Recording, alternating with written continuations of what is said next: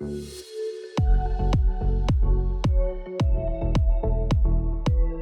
everyone, when it comes to setting up an interview, there are three primary components that you're concerned about. Placement of your subject, then placement of your cameras, and then also the placement of your lights.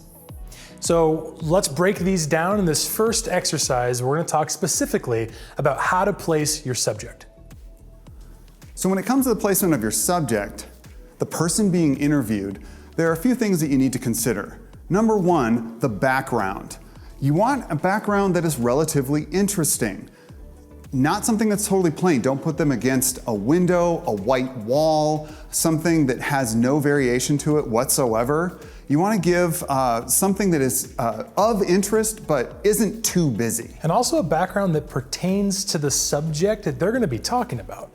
So for example, the background currently in this shot is great for somebody talking about video production. So the second consideration is the depth behind your subject. You want to choose a place that allows a very deep background if you can get it, because that allows you to blur that background using that depth of field that we were talking about in the Camera Basics module.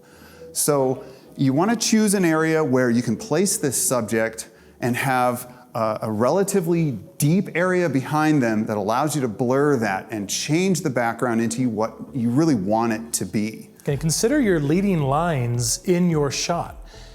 Your parallels. Notice how the floor of the green screen wall and the truss system on the lighting grid, notice how they're all kind of funneling diagonally back toward the background of the shot.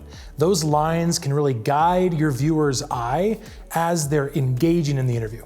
And it actually places focus on the subject themselves, because the viewer's eye is guided into the part of the screen where the subject is placed. Then you blur that background and you've got that person at the forefront and the most important position in the frame. All right, now one other thing you want to consider is the placement ability of all of the gear that you're going to be using. So you're going to have lights, you're going to have potentially multiple cameras, audio equipment, and then potentially other people with you as well. So you want to choose an area to place your subject that allows that equipment to be placed in a way that is functional and allows you to capture the shot in the way that you want to. All right, so it isn't just, oh, that background looks cool, or there's a lot of depth here, or I like the lines there, or the equipment will fit here, or everyone can stand over here. There are multiple things that all have to be satisfied when you're considering the placement of your interview subject. So once you've chosen your background, your leading lines, you've chosen a space where all your gear can fit, now we got to talk about where to place your cameras and where to orient your subject in relation to your cameras so the interview looks right. So as we start, the first thing you need to consider is where are you going to put your cameras? So you want the subject in the interview not looking directly at the lens. Okay, so it's very important that you place the cameras in a way that allows the person that they're going to be talking to, the person that's interviewing them, to stand next to those cameras just off to the side, and the person can look in that direction talking to that interviewer and not be looking directly into the lens. So let's do this now practically. Luke, go stand where you'd be interviewing me. To start, I'm going to position my chair where my shoulders are literally lined up with the main camera. I'm just going to stare directly into this camera and talk to you all. It is generally off-putting to have your subject squared straight to the camera talking directly into the lens. It just feels unnerving. And so what Luke is saying is, rotate that chair just a little bit and have the person look right off camera at the person who's interviewing them. In this case, I'm staring at Luke.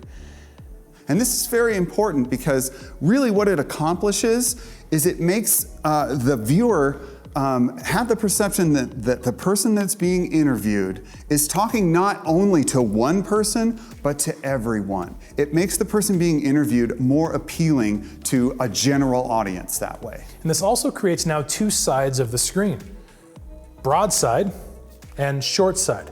Notice how I'm placed on the third margin of this back end of the screen. I don't have a whole lot of area here, but I have a whole lot of area here. This is called nose room. Nose room is the looking direction of your subject. You always want your subject to be looking into the longer side of the frame. Notice, for example, if I were to change this right now and stare this way. He's looking at the edge of the screen, and it looks odd. And there's nothing interesting happening behind me, though it feels like you're waiting for something to approach me. Exactly. So always have them look into the far end of that third, creating a short side and a broad side. It also serves another function later in post. When you want to ID this person, with a lower third, put their name and their title on the screen and maybe something that's branded to what they're talking about. It gives space for that to happen. Whereas if they're looking at the edge of the frame on the other side, it's very difficult. You end up often having to put the lower third over them instead of behind them. And that isn't very good either. And in terms of where you're going to be, or the person interviewing the subject is placed, make sure that they're not placed too far over. You can see how extreme it is for me just to turn my head all of 15 degrees. You're now basically getting a profile interview, as opposed to I'm now looking just to the right of the lens. And that's just enough to offset it without being extreme. So these are the considerations you need to take into account when you're setting up your subject in relation to your cameras. Think about where they're looking. Think about where the interviewer is going to be standing. Think about the lower third placement later. Think about their relation to the top and edges of the frame so that you have a pleasing composition that allows flexibility in post and creates the illusion that the person being interviewed is talking to everyone and not just one single person on the other side of that lens. And while we're here, let's talk about the types of chairs you should not use. Number 1, the swivel chair. Number 2, the squeaky chair. And number 3, chairs without backs, because they'll either slouch or... What if you add now a secondary camera and you want a second angle in your shot? Where there's a rule of composition that we have to talk about here, and it's called the 180-degree rule. And this is going to be absolutely critical in any interview you set up for, because if you do it wrong, the results are going to be absolutely detrimental to the logic of your shot. Absolutely. You'll end up confusing your viewer if you do this incorrectly. So basically, you need to imagine a line through the center of the set coming from the primary camera lens through the center of your subject and off into the background. And what you don't want to do is ever cross the wrong side of that line with your second camera. Okay, so when we're in this case, Alan is looking off camera in this direction. So we want to make sure that the second angle, the second camera that's going to capture that angle is on the other side of that line.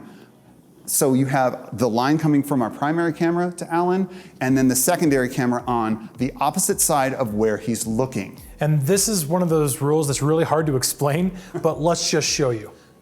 So this is the 2-camera system with the 180-degree rule followed.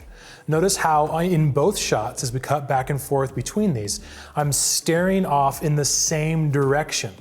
This is an example now of the 180-degree rule being broken.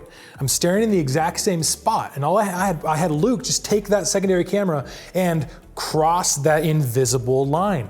And now when we cut back and forth between our A cam and our B cam, it looks like I'm having a conversation with myself because the lenses are literally cutting each other off in the shot. And that often creates confusion in the mind of your viewer. A lot of times people will actually break this rule on purpose in order to create a combative kind of situation when you have two people or a person that is kind of battling thoughts or not sure about something, and they end up going back and forth between different points of view. But in a standard interview situation, all you're going to do is confuse the viewer and have them think, well, is this person talking to themselves? Are they trying to oppose what they just said? It doesn't make any sense. It's called spatial context. And the more you can live inside of the logic of that spatial context that you've established from the start, the easier your viewer is going to have the ability to kind of enter the world that you're creating for them. So when you're setting up your subject in relation to your cameras, You have to consider that all-important 180-degree rule. Remember, line from the primary camera through the center of your subject. Look space determines where the other camera is going to be. If they're looking in one direction, you must have the other camera, the second camera, on the other side of that line. Pick a side, stay with it. So there are two other considerations that you need to take into account when you're setting up your interview. And one is called headroom, and the other is eye-line match. So as we start to frame our interview cameras, and I'll go ahead and stare in the direction that I'm meant to, we want to make sure that my eyes, which are one of the most important, if not the most important thing for the audience to be able to connect with in the shot, that the eyes on both cameras are in the same level, meaning the headroom that you're creating for me has my eyes on the top third of your screen. So what we don't want to do is cut off the top of the person's head and leave their eyes at the top of the frame. And at the same time, you don't want to have the person too low in the frame, so it almost looks like, I don't know, they're drowning or something. It diminishes their importance in the frame. So you want to have them properly placed, as Alan said before, with the eyes in about the top third, on that top third line, in both places. And by doing this, regardless of the shot type, notice how this shot here is tighter than this shot, but my eyes are on the same third of the frame. Break your screen up into thirds. This is called the rule of thirds in terms of the composition rules. Place my eyes on that same third line, and this also will not only give you proper headroom, but it's also going to allow you to achieve what's called eye-line match, which is when you're cutting between both cameras, you don't want to have your viewer have to jump around in search of the eyes of the subject. Yeah, it actually pulls the viewer away from the message of the interview, creates confusion, and then leaves the subject looking possibly less intelligent almost, that they don't know what they're talking about, or maybe they're not qualified. And this is all because of the placement in frame. So when you get into post, if you've done this properly, you're going to be able to fluidly cut between the two angles and not jar your viewer away from the message or diminish the importance of the subject themselves. So frame for the eyes, and make sure that on as many cameras as you're using, the eyes are in the same spot of the frame.